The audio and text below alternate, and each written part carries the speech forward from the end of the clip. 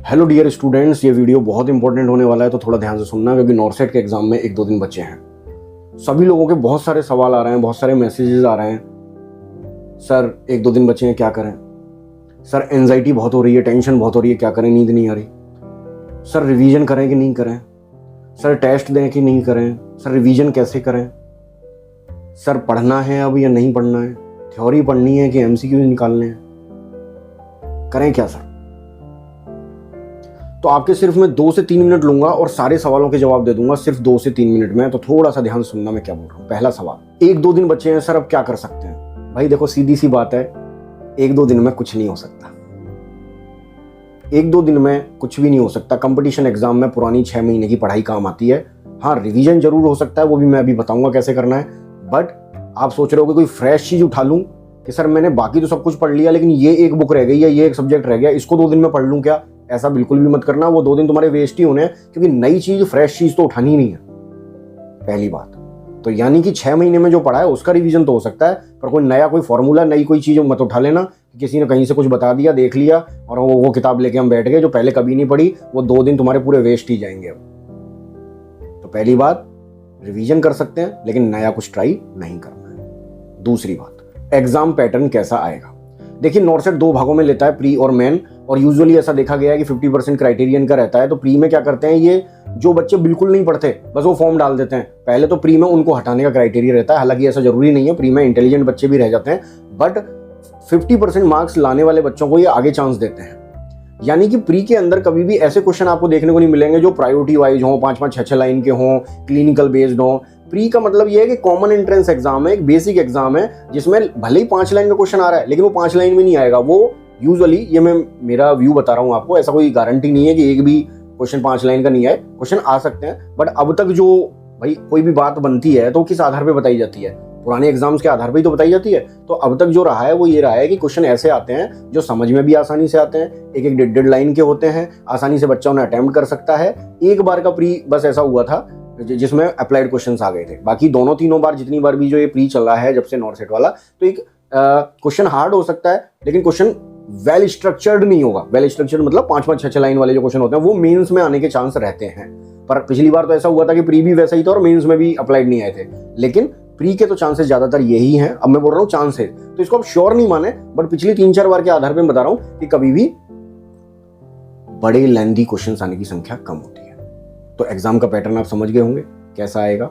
घबराने की कोई बात नहीं है, क्वेश्चन आपको समझ में भी आएगा। क्वेश्चन का आंसर आता हो या नहीं आता हो ये कोई जरूरी नहीं है, लेकिन क्वेश्चन की लैंग्वेज जरूर समझ में आएगी आपको। तीसरी बात, एडमिट कार्ड, जो भी चीजें उन्होंने मांगी हैं वो सब कुछ लेके जाएं और भाई टाइम पे जरूर पहुंचें। मैंने ऐसे बच्चे भी सेंटर पे देखे हैं जो 2-2 मिनट छोड़ो 1-1 मिनट लेट हुए और वो आवाज लगा रहे हैं वहां से कि आ जाइए, लास्ट 1 मिनट बचा है, आ जाइए लास्ट 1। आजकल माइक लेके आवाज लगाते हैं बाहर से, और वो उन्होंने उनके सामने बच्चा भग के आ रहा है, उनके सामने गेट बंद कर दिया, उसने ध्यान नहीं दिया और गेट बंद हो गया, बच्चा बाहर रह गया। फिर तुम कुछ भी कर लो वो एंट्री नहीं करते हैं। कुछ भी मतलब रो, कुछ भी करो, rule is rule, rule is for everyone.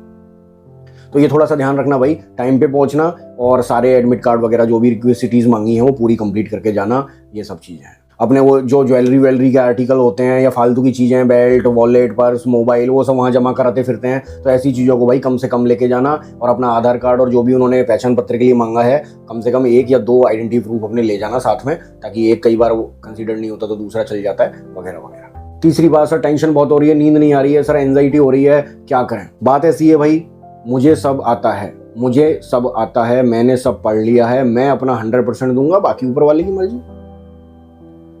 बाकी पेपर तो आ ही रहे हैं, हर 15 दिन में कोई ना कोई पेपर हो ही रहा है। ये सोचना है। एंजाइटी होगी, नेचुरल है, होगी। जिसने मेहनत की है, जिसने मेहनत नहीं की उसे काहे की एंजाइटी? एंजाइटी क्यों हो रही है? पहले तो नहीं होती थी, कॉलेज में तो कभी नहीं होती थी, अभी अचानक क्यों होने लगी? टेंशन क्यों होने लगी? नींद क्यों नहीं आ रही अब?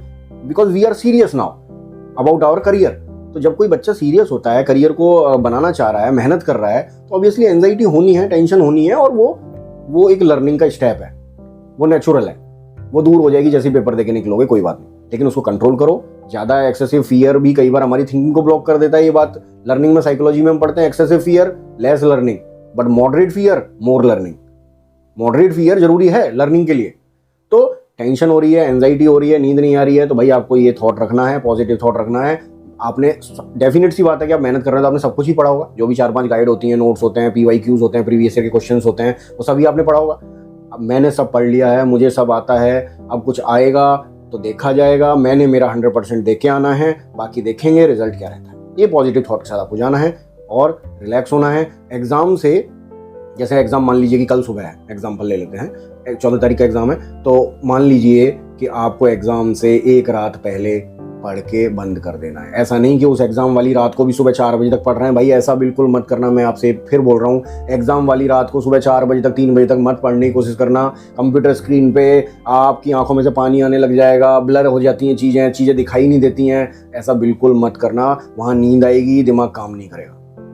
एग्जाम से एक रात पहले शाम तक पढ़ लेना। अगर आपको ज़्यादा ही पढ़ना है, रिवीजन करना है, तो 8 बजे 9 बजे 10 बजे तक पढ़ा के अपने फ्री होके बंद, और फिर डीप ब्रीथिंग, कॉमेडी कुछ देख के, अपना म्यूजिक सुन के और सो जाना है। कोई भी ऐसी चीज़, अगला सवाल, कोई भी ऐसी चीज़ जो टाइम कंज्यूमिंग हो वो अब स्टार्ट नहीं करनी है। फ्रेश चीज़ के लिए तो मैंने पहले ही मना कर दिया। इवन थ्योरी की भी कोई बड़ी और लेंदी चीज़ हो वो नहीं पढ़नी है।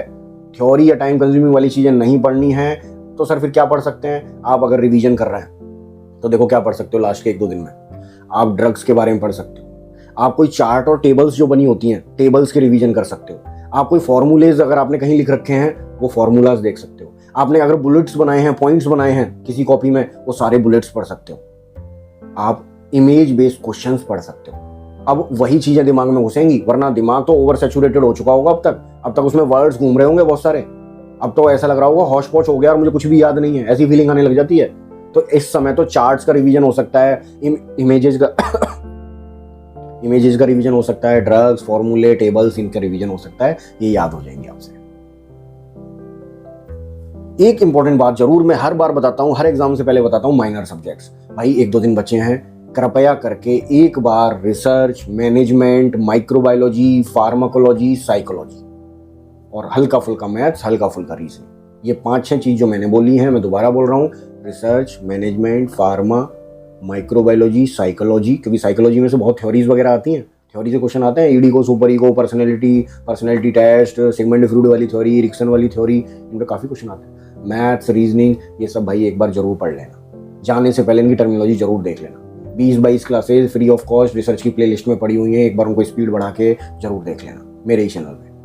इतना तो कर ही सकते हो। मैनेजमेंट की भी काफ़ी क्लासेस फ्री ऑफ कॉस्ट पड़ी हुई हैं, एक बार स्पीड बढ़ा के उन्हें देख लेना। एटलीस्ट टर्मिनोलॉजी तो समझ आ जाएगी। एटलीस्ट उससे कोई क्वेश्चन आ गए रिसर्च मैनेजमेंट के, वो तो क्लियर हो जाएंगे। अगली बात, कोई मॉक टेस्ट अब मत देना। मैं फिर बोल रहा हूँ, एग्जाम से 4-5 दिन पहले मॉक टेस्ट देने की प्रैक्टिस बंद कर देनी चाहिए। क्यों सर, ऐसा क्यों बोल रहे हो? मान लो 2-3 टेस्ट अगर हार्ड आ गए ना इस समय, तुम्हारा मोटिवेशन बहुत डाउन हो जाएगा कि मैंने तो इतनी पढ़ाई कर ली, उसके बावजूद मेरे नंबर नहीं आ रहे, मेरा सिलेक्शन नहीं होगा। भाई इस समय आप रिस्क मत लो, कोई भी मॉक टेस्ट वगैरह मत दो। 1 दिन 2 दिन बचे हैं, अब आप क्वेश्चंस निकाल लो, MCQs निकाल लो उसकी बजाय, लेकिन टेस्ट मत दो। अब इवेल्युएशन का टाइम गया, वो काम एग्जाम से 7 दिन पहले करना होता है। फिर भी बच्चे नहीं मानते हैं और मॉक टेस्ट आखिरी दिन तक देते रहते हैं। ऐसा मत करो। अब 1-2 दिन बचे हैं, अगर मान लो कोई ऐसा टेस्ट आ गया, आपके पल्ले पड़ गया, हाथ में आ गया, जिसमें क्वेश्चन में नंबर नहीं आ रहे, आप होपलेस हो जाओगे। ये बात जरूर ध्यान रखना। एग्जाम में जाना है, कंप्यूटर पे बैठना है, डीप ब्रीथिंग करनी है, रिलैक्स होना है और वही सोचना है जो मैंने बोला कि मुझे सब आता है। इधर उधर देखकर ये नहीं सोचना है कि मुझे कुछ नहीं आता। वहाँ क्या होगा कमरे में, पता है? कमरे में आप जाओगे, जैसे टाइम मिलेगा इधर वाले को देखोगे या इधर वाले को देखोगे, वो आपकी तरफ देख रहा होगा। आपको देख के पता है क्या लग रहा है उसको? यार इसको तो सब कुछ आता है, इसकी शक्ल ऐसी लग रही है, पढ़ने वाला है। और तुम उसे देख के यही सोच रहे हो, यार इसकी शक्ल तो बड़े पढ़ाकू टाइप की लग रही है, इसको सब कुछ आता है। सबको एक जैसा ही आता है। इसलिए डीप ब्रीथिंग करके ये सोचना है कि भैया मुझे सब आता है, मैंने सब पढ़ा है। उसके क्वेश्चन बाहर आ जाए तो मेरी किस्मत, उसके अंदर से आ जाए तो मेरी किस्मत। कंप्यूटर से डिस्टेंस प्रॉपर रखना। कई बार बच्चे बहुत ज्यादा करीब आ जाते हैं, बहुत घुस के पढ़ते हैं क्वेश्चन को, उसके अंदर चले जाते हैं। उससे क्या होता है, 15-20 क्वेश्चन बाद ही उनकी आंखों से पानी आने लग जाता है, चीजें ब्लर और थिंकिंग स्लो हो जाती है। एक प्रॉपर डिस्टेंस रखना, ना बहुत ज्यादा दूर ना बहुत ज्यादा पास, ये बात जरूर ध्यान रखना, मैंने ऐसा देखा है। और आखिर में good luck for your NORCET pre exam. मिलते हैं और मुझे बताना कमेंट बॉक्स में कैसा रहा आपका एग्जाम, और अगर ये वीडियो हेल्पफुल रहा है पेपर देने जाने से पहले तो मुझे जरूर बताएं, जरूर रिप्लाई करें। मैं आगे भी और भी वीडियो इस तरीके के लाता रहूंगा। Thank you and good luck.